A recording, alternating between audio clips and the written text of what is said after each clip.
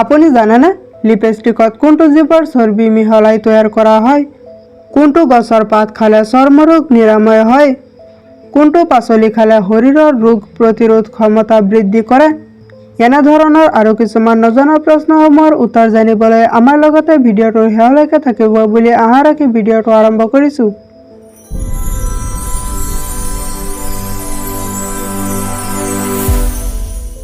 আজিৰ প্ৰথম প্ৰশ্নটো হৈছে ওজন বৃদ্ধি হ'লে কোনটো মাৰাত্মক বেমাৰ হয়?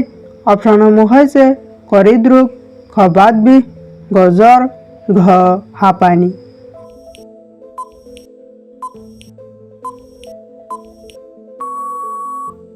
ইয়াৰ ভিতৰত শুদ্ধ উত্তৰটো হ'ব অপশ্যন ক হৃদৰোগ। ওজন বৃদ্ধি হ'লে হৃদৰোগ হয়। পৰৱৰ্তী প্ৰশ্নটো হৈছে হাঁপানিৰ পৰা মুক্তি পাবলৈ কি খাব পাৰি? অপশ্যনসমূহ হৈছে ক দৈ, খ আম, গ মৌ, ঘ কফি।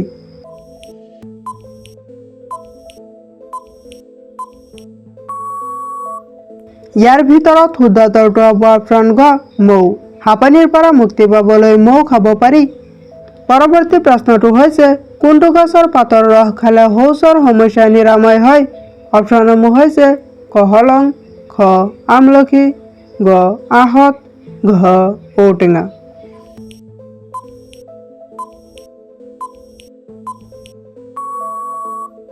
ইয়াৰ ভিতৰত শুদ্ধ উত্তৰটো হ'ব অপশ্যন খ আমলখি। অকল আমলখি পাতৰ ৰস খালেই নহ'ব, লগতে আমলখিও খাব লাগিব। পৰৱৰ্তী প্ৰশ্নটো হৈছে কোনটো জন্তুৱে জন্মৰ পিছত 2 মাহলৈকে শুই থাকে? অপশ্যনসমূহ হৈছে ক হাতী, খ কাছ, গ সাপ, ঘ ভালুক।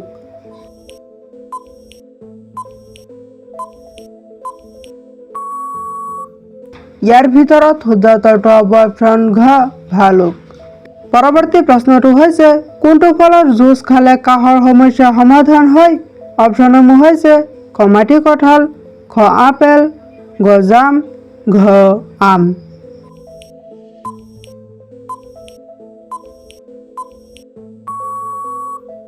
ইয়াৰ ভিতৰত শুদ্ধ উত্তৰটো হ'ব অপশ্যন ক মাটি কঁঠাল। মাটি কঁঠাল ফলৰ জুচ খালে কাহৰ সমস্যা সমাধান হয়। পৰৱৰ্তী প্ৰশ্নটো হৈছে কোনখন দেশত প্ৰথমে প্লাষ্টিকৰ নোট প্ৰচলন হৈছিল? অপশ্যনসমূহ হৈছে ক আমেৰিকা, খ অষ্ট্ৰেলিয়া, গ কানাডা, ঘ ৰাছিয়া।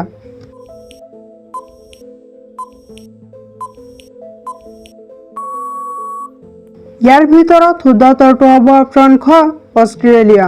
অষ্ট্ৰেলিয়া দেশত প্ৰথমে প্লাষ্টিকৰ নোট প্ৰচলন হৈছিল। পৰৱৰ্তী প্ৰশ্নটো হৈছে প্ৰতিদিনে কি খালে দ্ৰুত উচ্চতা বৃদ্ধি হয়? অপশ্যনসমূহ হৈছে ক ভাত, খ মাছ, গ চাহ, ঘ গাখীৰ।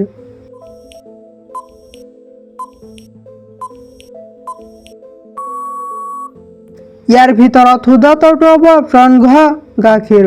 প্ৰতিদিনে গাখীৰ খালে উচ্চতা বৃদ্ধি হয়। পৰৱৰ্তী প্ৰশ্নটো হৈছে পেটৰ অত্যাধিক গেছ সোনকালে নিৰাময় কৰিবলৈ কি খাব লাগে? অপশ্যনসমূহ হৈছে ক গাজৰ, খ আদা, গ আম, ঘ হালধি।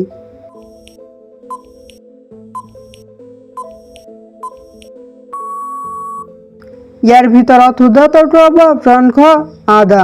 পেটৰ অত্যাধিক গেছ সোনকালে নিৰাময় কৰিবলৈ আদা খাব লাগে। পৰৱৰ্তী প্ৰশ্নটো হৈছে ৰাতি ভাত খোৱাৰ পিছত কি খালে পেটত গেছ নহয়? অপশ্যনসমূহ হৈছে ক গৰম পানী, খ কৰ্দৈ, গ মৌ, ঘ সিজোৱা কণী।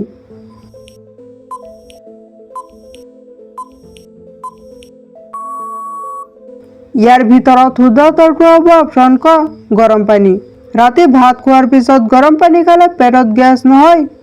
পৰৱৰ্তী প্ৰশ্নটো হৈছে কোনটো গছৰ পাত খালে ভোক বৃদ্ধি হয়?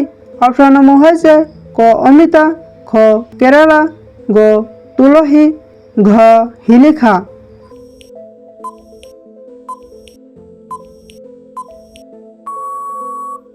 ইয়াৰ ভিতৰত শুদ্ধ উত্তৰটো হ'ব অপশ্যন ঘ শিলিখা। শিলিখা গছৰ পাত খালে ভোক বৃদ্ধি হয়। পৰৱৰ্তী প্ৰশ্নটো হৈছে ভাতৰ লগত কেঁচা নিমখ খালে কি ৰোগ হ'ব পাৰে? অপশ্যনসমূহ হৈছে ক ছুগাৰ, খ হাঁপানি, গ হাৰ্ট এটেক, ঘ এলাৰ্জি।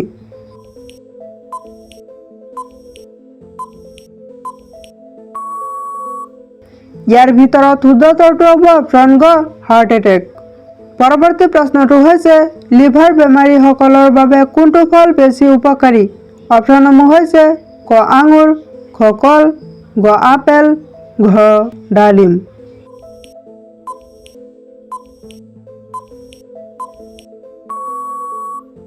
ইয়াৰ ভিতৰত শুদ্ধ উত্তৰটো হ'ব অপশ্যন ক আঙুৰ। লিভাৰ বেমাৰীসকলৰ বাবে আঙুৰ ফল বেছি উপকাৰী। পৰৱৰ্তী প্ৰশ্নটো হৈছে কোনটো পাচলি খালে শৰীৰৰ ৰোগ প্ৰতিৰোধ ক্ষমতা বৃদ্ধি কৰে?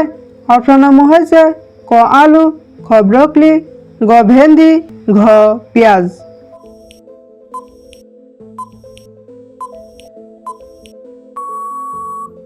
ইয়াৰ ভিতৰত শুদ্ধ উত্তৰটো হ'ব অপশ্যন খ ব্ৰকলি। ব্ৰকলি পাচলি খালে শৰীৰৰ ৰোগ প্ৰতিৰোধ ক্ষমতা বৃদ্ধি কৰে। পৰৱৰ্তী প্ৰশ্নটো হৈছে সাপৰ মুখত কিমানটা বিষাক্ত দাঁত থাকে? অপশ্যনসমূহ হৈছে ক 2টা, খ 3টা, গ 4টা, ঘ 6টা।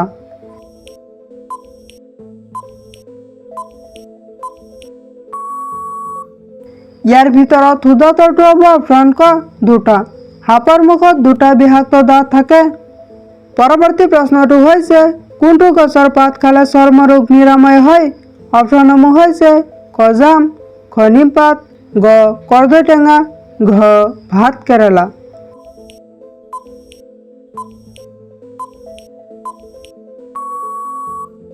ইয়াৰ ভিতৰত শুদ্ধ উত্তৰটো হ'ব অপশ্যন খ নিমপাত।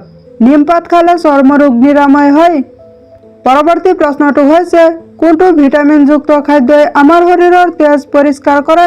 অপশ্যনসমূহ হৈছে ক ভিটামিন চি, খ ভিটামিন ডি, গ ভিটামিন এ, ঘ ভিটামিন বি।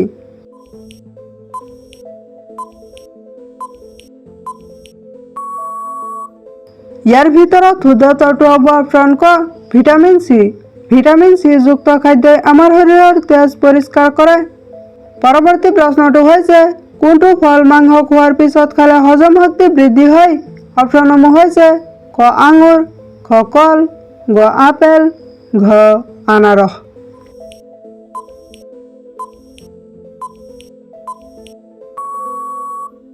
ইয়াৰ ভিতৰত শুদ্ধ উত্তৰটো হ'ব অপশ্যন ঘ আনাৰস। মাংস খোৱাৰ পিছত আনাৰস খালে হজম শক্তি বৃদ্ধি হয়।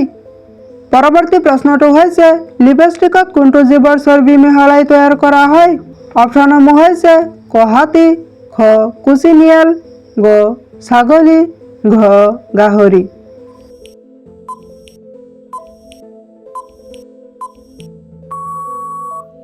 ইয়াৰ ভিতৰত শুদ্ধ উত্তৰটো হ'ব অপশ্যন খ কুচিনিয়েল।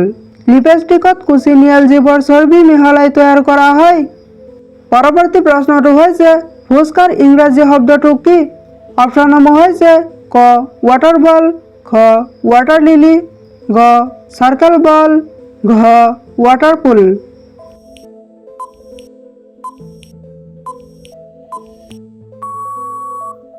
ইয়াৰ ভিতৰত শুদ্ধ উত্তৰটো হ'ব অপশ্যন ক ৱাটাৰ বল। ফুচকাৰ ইংৰাজী শব্দটো হৈছে ৱাটাৰ বল। আজিৰ একেবাৰে শেষৰ প্ৰশ্নটো হৈছে শৰীৰত অতিৰিক্ত ঘাম ওলোৱা কোনটো বেমাৰৰ লক্ষণ হ'ব পাৰে?